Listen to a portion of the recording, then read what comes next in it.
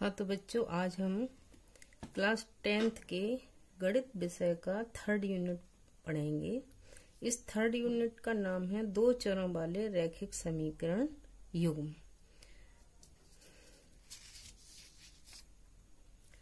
अब इस यूनिट में जो हमारे पद आ रहे हैं, सबसे पहले इन पदों की हम अवधारणा को समझ लें, इन पदों की परिभाषा को पढ़ लेते हैं। तो सबसे पहला पद है रैखिक समीकरण। रैखिक समीकरण क्या होता है बच्चों? एक सीधी रेखा बनाने के लिए दिया गया समीकरण एक रैखिक समीकरण कहलाता है। इसे हम 2x + 3y = 9 के रूप में लिख सकते हैं। उसके बाद दूसरा पद आता है चर राशि। चर राशि की परिभाषा क्या है बच्चों? ऐसी राशि जिसका मान बदलता रहता है वह राशि चर राशि कहलाती है, जैसे x, y, z। अब देखें, हम इस समीकरण में जो 2x + 3y = 9 समीकरण है, इसमें x और y की मान जो होगा वो प्रत्येक परिस्थिति में अलग अलग हो जाएगा। तो ऐसी राशियां क्या कहलाती हैं? चर राशियां। उसके बाद तीसरा पद है अचर राशि। अचर राशि क्या होती है? ऐसी राशि जिसका मान कभी नहीं बदलता है वो अचर राशि कहलाती है, जैसे 1, 2, 3, 4 या जो भी हमारे अंक हैं, संख्याएं हैं, वो हमेशा अचर राशि होती हैं क्योंकि इनका मान कभी नहीं बदलता। चौथा पद है युग्म।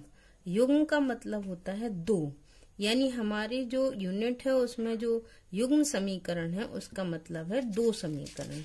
ठीक है। अब हम देखते हैं कि रैखिक समीकरण को हल करने की कितनी विधियां हैं।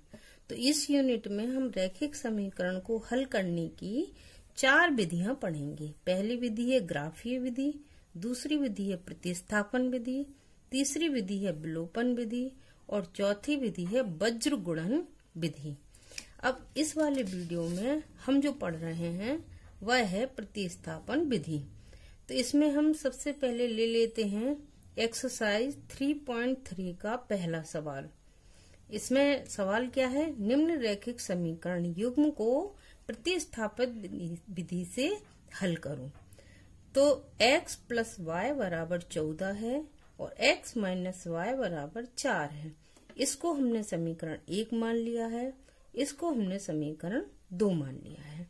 अब हम क्या करेंगे बच्चों कि जो समीकरण 2 दी गई है, इस समीकरण 2 से x का मान निकाल लेंगे। तो हमने लिख भी दिया है समीकरण 2 से x का मान निकालने पर। तो समीकरण 2 क्या है? x - y = 4। तो x बराबर क्या हो जाएगा? ये y जब इस तरफ आएगा तो काय का हो जाएगा? ये प्लस का हो जाएगा। तो x का मान क्या हो जाएगा? x = 4 + y। इसको हमने समीकरण 3 मान लिया है। ठीक है। अब ये जो x का मान निकला है, इस x के मान को हम समीकरण 1 में रख देंगे। तो समीकरण 1 में x का मान रखने पर अब समीकरण 1 क्या है? x + y = 14। x का मान रखा तो 4 + y + y = 14। अब देखिए आप, एक y ये है, एक y ये है, तो ये दोनों आपस में जुड़ जाएंगे क्योंकि ये दोनों प्लस के हैं। तो क्या हो जाएगा? 4 + 2y = 14। 2y बराबर, अब ये 4 जो इधर है वो इस तरफ जाएगा तो काय का हो जाएगा? माइनस का, क्योंकि यहाँ पर काय का था? प्लस का। तो यहाँ आया तो काय का हो गया? माइनस का। तो 2y बराबर क्या हो गया? 14 - 4। तो 2y बराबर हो जाएगा 10, क्योंकि ये 14 में से 4 चले जाएंगे। और y बराबर क्या हो जाएगा? ये जो 2 है वो इसके नीचे आ जाएगा, 10 के नीचे आ जाएगा। तो y बराबर क्या हो जाएगा? 10/2। 2 से हम 10 को काट सकते हैं, 5 से कितनी बार कटेगा? 5 बार। तो y का मान कितना हो जाएगा? 5। अब y का मान समीकरण 3 में रखने पर, अब समीकरण 3 क्या है? x = 4 + y। इस y की जगह पर हमने y का मान रख दिया, यानी x बराबर हो गया 4 + 5। तो x बराबर क्या हो गया? 9। यानी हमें x की वैल्यू भी मिल गई। x की वैल्यू है 9 और y की वैल्यू है 5। ठीक, इस तरह से हमें x की वैल्यू क्या मिल गई है? 9 और y की वैल्यू क्या मिली है? 5। इस तरह बच्चों आपने ये जो विधि देखी है प्रतिस्थापन विधि, आशा है आपको समझ में आई होगी। अब हम नेक्स्ट वीडियो में विलोपन विधि को पढ़ेंगे। Thank you.